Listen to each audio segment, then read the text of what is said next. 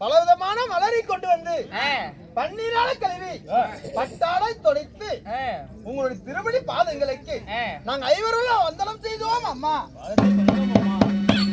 இதோ தாயாக வரக்கூடிய பாதத்தை போற்றி பணிந்து பணியினால் இந்த பூ உலகில் பேரும் புகழோடு சீரு செல்வக்கோடு வாழ்ந்திருப்பீர்கள் மகனே. அம்மா வாழ்ந்திருப்பீர் வாழ்ந்திருப்பீர் என்று சொன்னார் நாங்க கோடி காலம் வாழ்ந்திருப்போம். இந்த ஆண்டவனுடைய கிருபையினால அம்மா உங்களுடைய வாக்குவாக ஆண்டவனுடைய கருதாகட்டும் அம்மா. அப்படி இருந்தாலும் உங்களை அடைவற்ற பேர்களை எதற்காக அழைத்தேன் தெரியுமா?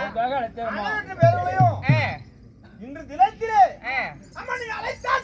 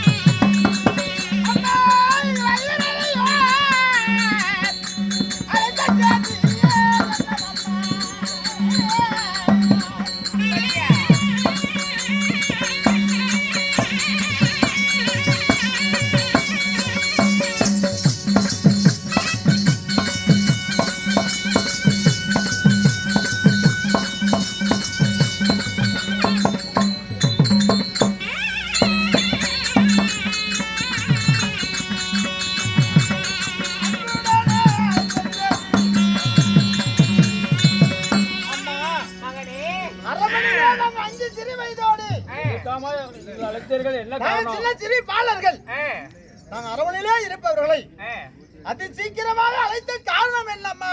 இதோ உங்கள் 5 பாடல்களையும் எதற்காக தாயாக அழைத்தேன் தெரியுமா?